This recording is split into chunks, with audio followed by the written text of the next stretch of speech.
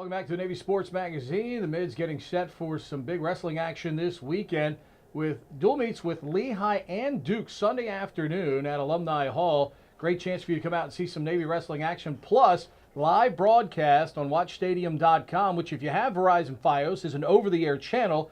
And of course, it's also part of the Patriot League network that you normally see, where you can go right to NavySports.com and click on the video link. Joining us now, the 174 at number 19 in the country, Spencer Carey, and big weekend for you coming up. But before we address that, what's the season been like so far for you individually? Individually, I didn't start the past 2 years. I had surgery in February of last year. So the season's just kind of been about staying healthy, staying on the mat, just working hard towards my goals and stuff, I was going to say, too, obviously coming off of injury, where you've had some success in the limited matches you've had here coming into the season, so I'm sure the expectations for you were very high. But so far, knock on wood, what's been the key to keeping your body, where it needs to be? Because obviously, wrestling at the Naval Academy, you guys are wrestling some of the best in the country almost every day. Yeah, it's just like doing recovery every day, like stretching, like going to the trainer, getting whatever heat, ice, like whatever it is you need, and making sure to like keep doing like my exercises for my shoulder and stuff, keep getting it healthy. Success has followed you from the time, obviously in high school, where you were part of, 3 straight consecutive championship runs, competing at the national level at high school. But was there much of a transition from high school to Division I wrestling here at the Naval Academy? Oh yeah, there's like a huge difference between high school and college. Like it definitely, you don't even notice it right away. Like when I went back for like Christmas break, I remember my freshman year, like I was still kind of getting beat up a little bit in the room, but then I came back, wrestled with like some high school kids, and like it's like a totally different animal. Like you come back and you start like beating on kids that you probably usually used to like not beat on. So it's like, it was kind of cool. Like you kind of really see your progress then. And then from then on, it was just kind of, then I started to see improvement in our room, and now getting better results in actual matches too. I was just say, you had success at the high school level, but you come here, and you're part of a room that's got a lot of great wrestlers all the way around. When you're inside that room at times, is that some of your toughest competition, especially when at times, at some point in your career, you're wrestling for a spot to be in the main rotation, such as you are now? Yeah, the room is definitely competitive, like, at every weight. Like, I wrestle with 65-pounders, 84, sometimes 97, and 74s, so, like every day, like, our coach says it all the time, like, you're competing for your job every day, even if it's not, like, a wrestle-off or whatever, but, like, every day, like, you should be putting your full effort out there, and that you never know, like, something could happen, and all of a sudden, you're not going to be the guy anymore. Is that mindset hard to focus on and rise to that level each and every day, or does it take a certain amount of discipline to be able to do that and have that focus?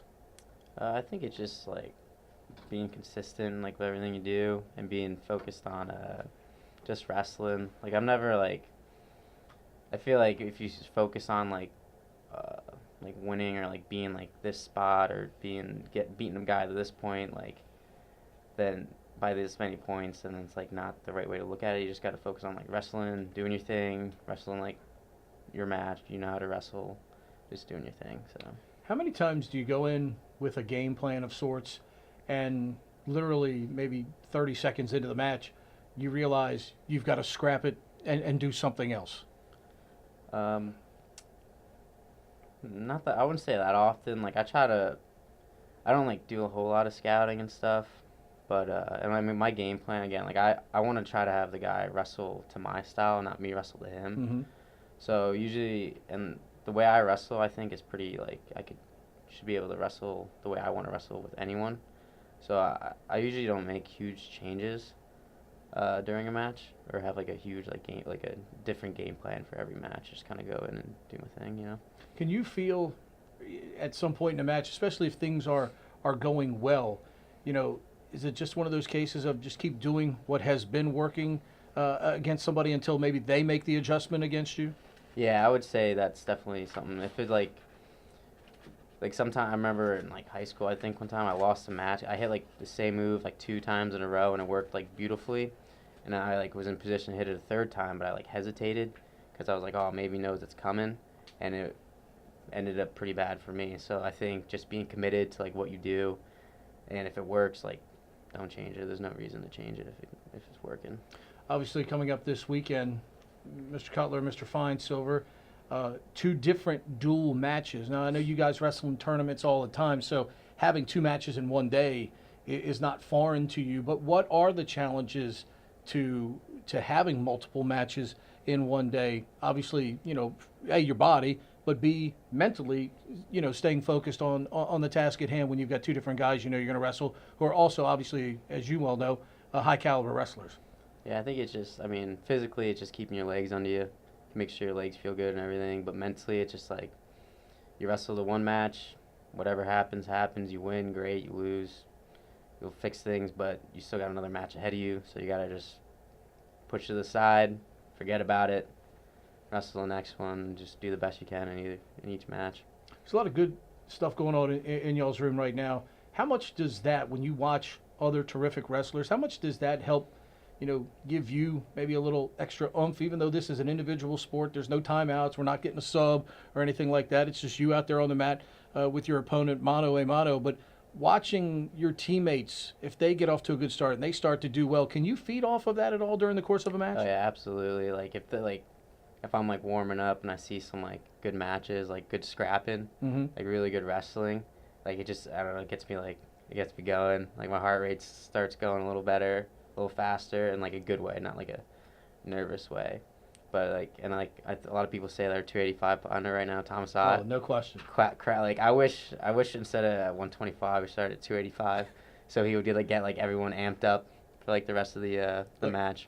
Every time we do a match of y'all's on TV and on the Patriot League Network, I don't know right now, to be honest with you, I don't know if there's a more improved guy in your room than Thomas Ott right now. And I can understand why you all feed off of that, because there's great enthusiasm. And so far this year, he has really wrestled at a really good level for you all. Yeah, I've been really impressed with Ott. He's the guy's a competitor. He really fights for everything. And he's a goofy kid. That's why we all love him. He's just a fun kid to be around. And but when he's out there, he's been competing hard, which is again, it's awesome for us to watch.